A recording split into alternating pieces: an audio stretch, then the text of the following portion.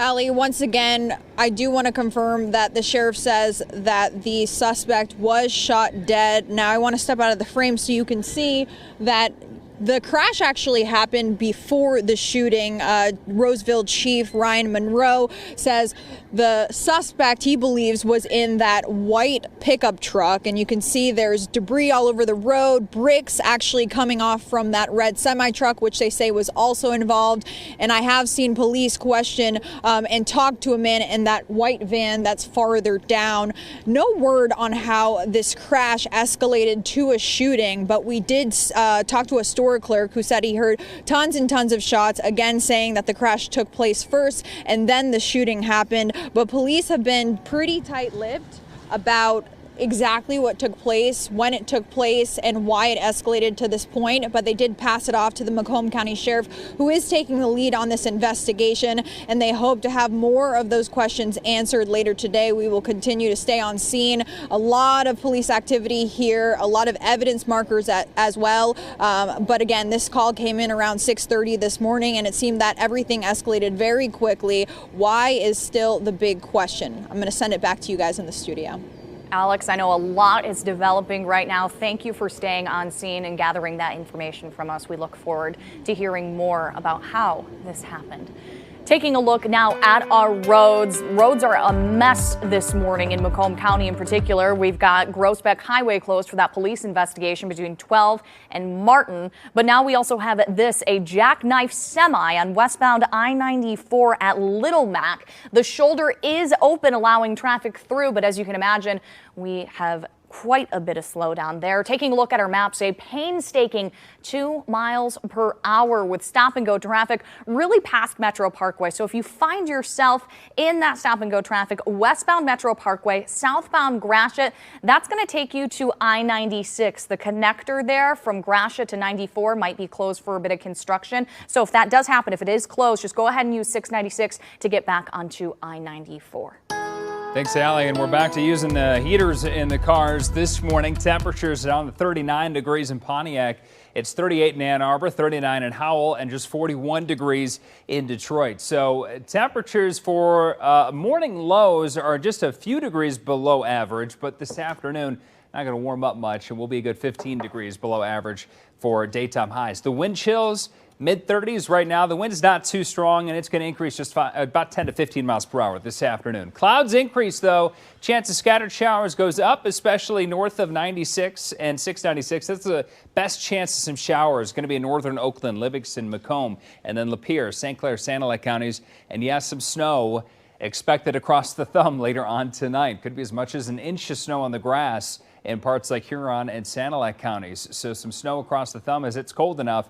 And we'll be drying out, but it'll be about the cold still for the next day and a half, today, tonight, and tomorrow. Wind chills this afternoon, low 40s, while the temperature is going to be about 48 for a high. And the wind chill by tomorrow morning will be in the mid-20s. It's going to feel even colder tomorrow morning with temperatures around 30 degrees tomorrow. Wind chills will be in the upper 30s tomorrow afternoon. Allie, back to you. Thank you, Kevin. We now know the name of a Grand Rapids police officer who shot and killed Patrick Loyola during a traffic stop earlier this month. His name is Christopher Schur. He's been on administrative leave ever since the deadly shooting on April 4th. The Grand Rapids police chief says he released Schur's name in the interest of transparency to reduce ongoing speculation and to avoid further confusion. Ben Johnson is one of the attorneys representing Loyola's family. This is something that should have been done 3 weeks ago. It is one of many things that can be shown to the family that their grief is being taken seriously. A criminal defense attorney in Kalamazoo with expertise in cases involving police officers says she believes Schur's safety could be part of the reason why the department failed to release his name sooner. She also doesn't think the release of his name will have any effect from a criminal defense perspective. We'll turn now to the war in Ukraine and the chilling new warning from the Kremlin. This morning, Russia's military minister saying that the conflict in Ukraine could further escalate into World War III. Also, the Kremlin says NATO weapons deliveries are essentially a proxy war against Russia.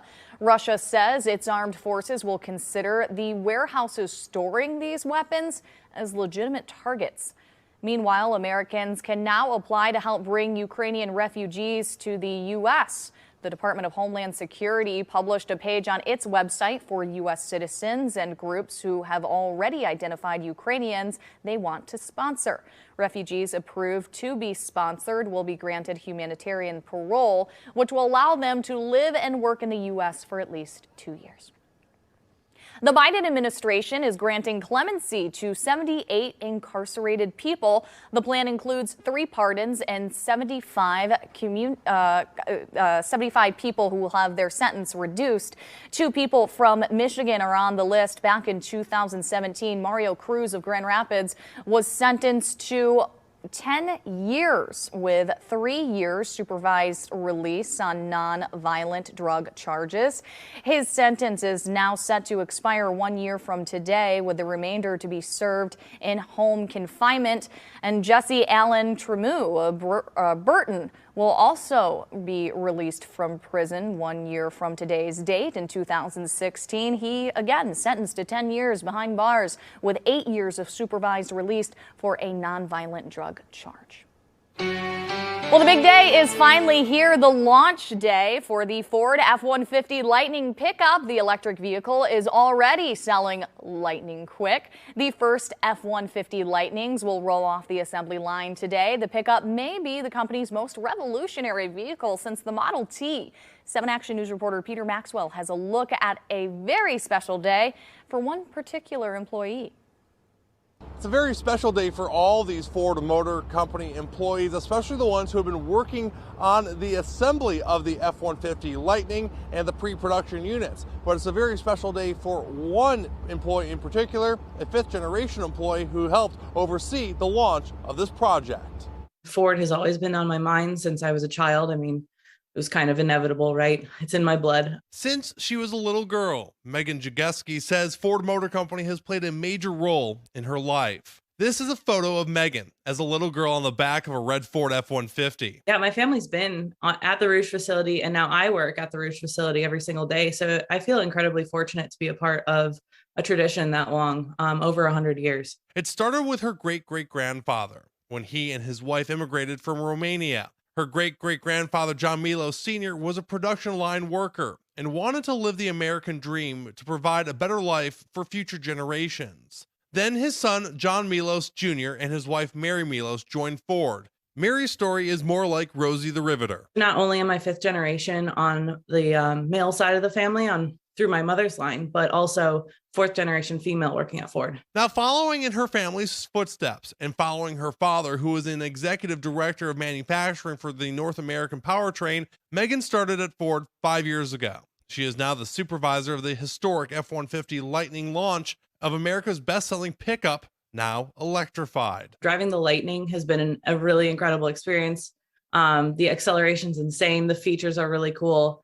It's definitely a truck. It's definitely a truck experience for the customer. Since there's no engine, the F-150 Lightning has a frunk or a front trunk for extra storage and cargo space. The newly electrified pickup can not only power your tailgate, it can also charge your tools too. The F-150 Lightning project is one that Megan holds closely to her heart, a proud moment of hers in 2021 on the big reveal day. The fully painted vehicle out there for everyone to see, driving up onto the stage and seeing the excitement around that and how everyone on our team reacted to that was probably one of the proudest moments I've had with my group. Now those first production units are going to be rolling off the assembly line at 1:30 this afternoon. Now the big question is, what color is going to be the first F-150 Lightning rolling off the assembly line today? Is it going to be Atlas Blue, Star White, or Rapid Red?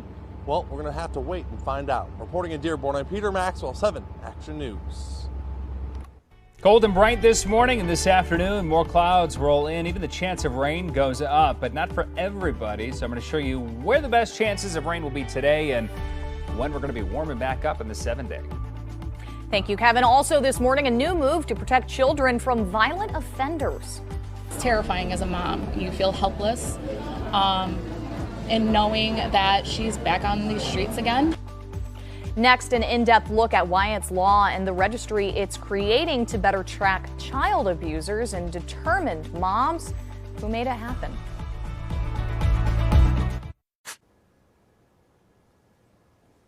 Michigan has for years provided a sex offender registry where people can search by name and location. Now, in a matter of weeks, the state health department will provide access to a child abuse offender registry. It's been years in the making, and two moms from right here in the Detroit area helped make it happen. 7 Action News reporter Jim Kurtzner goes in depth this morning to take a look at Wyatt's Law. Getting something done here in Lansing isn't easy, even if it seems like it's a no-brainer. It hasn't hit me yet. I can't really put into words. The Senate will proceed to vote. The vote would be unanimous and take only seconds. It took 7.5 years to get here. We both got chills when the vote went through. Meet Wyatt, the 9-year-old for whom this new law is named. He saw the ABC on our mic and wanted to show off. H-I-J-K-L-N-O-P. This is Wyatt when he was a year old, abused by his father's girlfriend. The parents were divorced. Major brain bleed, fractured skull, and bilateral retinal hemorrhages. And they believed it to be due to non-accidental head trauma, also known as shaken baby syndrome. He was in the hospital for 2 months. He's had 4 brain surgeries, 3 eye surgeries. It turns out Wyatt would be the second child abused by the same woman. Christine's 3-year-old son, Travis, had been drugged and abused. My son ended up testing positive for Seroquel, which was a manic depressant bipolar medication that she was prescribed. She also forced him to drink dish soap. She wouldn't allow him to use the restroom, having to force him to urinate on himself. That woman would eventually be convicted of child abuse and did 5 years of a 10-year sentence. She's off parole and does not show up on any criminal public database. Wyatt, unfortunately, has permanent brain damage. She gave him a life sentence, and, unfortunately, she's already out of prison. She got out in 2020. She's free to roam around, do whatever she wants. It's terrifying as a mom. You feel helpless. And knowing that she's back on these streets again. To be clear, Wyatt's Law does not establish a searchable public database like the sex offender registry. The new law requires the state health department to establish public access going through them. That could be by phone, by email, by a web request. It could eventually become a searchable database by the public. This long, personal, political battle is all documented in Wyatt the Warrior on Facebook. The bill for the open registry was first introduced in 2015. The last session it passed out of the Senate, and unfortunately the former speaker didn't take it up. He's talking about former House Speaker Lee Chatfield facing his own allegations, including sexually assaulting a teenager. Chatfield has not been charged. His investigation is ongoing. You could call him, but I don't think he's taking press calls right now. The two moms figure they've come up to Lansing to lobby 100 times over the last 7 years. They're not backed by any big money special interests. Just them, supporters, and Wyatt. It's all about Wyatt's Law. You are going to be in the record books in Michigan. Wow. Their work in Michigan has also led to similar child abuse offender registries to go online in Indiana, which is searchable by the public, and another one in the works in Utah. Quite the celebration at their favorite lunch spot in Lansing. Mission accomplished. Absolutely. Yep. And Mama's on a mission. Yes, Mama's on a mission. This is an election year. Don't be surprised if the governor does a ceremonial bill signing. Not here, but at Metro Detroit. Jim Kurtzner, 7 Action News. Thank you, Jim. We have more information on Wyatt's Law and Wyatt's ongoing battle on our website, WXYZ.com. Kevin? Start to the day. It's been in the upper 30s. Maybe low 40s, and at least the sun has been out, and we haven't had any rain yet, but the chance of rain does tick back up, especially north of Detroit by this afternoon. The wind chill right now, just a couple of degrees lower than the air temperature. The wind isn't too strong. It's around 5 or 6 miles per hour now, but we're going to keep an eye on what's happening over northern Wisconsin and the northern portion of Lake Michigan throughout this morning. That's where the energy is going to be coming from to spark some scattered showers this afternoon. So the best chance of rain still looks to be north of I-96 and across the thumb, while areas from Detroit to Ann Arbor and south will likely stay dry this afternoon. But this evening, Chance of some snow also across the thumb, and maybe an inch of snow, at least on the grass, across portions of the thumb. So it's cold enough for snow, and this is a look at the latest snow forecast. And, most areas it's under an inch, but Bad Axe, maybe just over an inch of snow as it's cold enough. We'll be below freezing overnight tonight. And then tomorrow, we'll be around 30 degrees to start, warming up just to the mid-40s in the afternoon. Partly sunny, at times still mostly cloudy tomorrow, but it's going to be a dry day. And then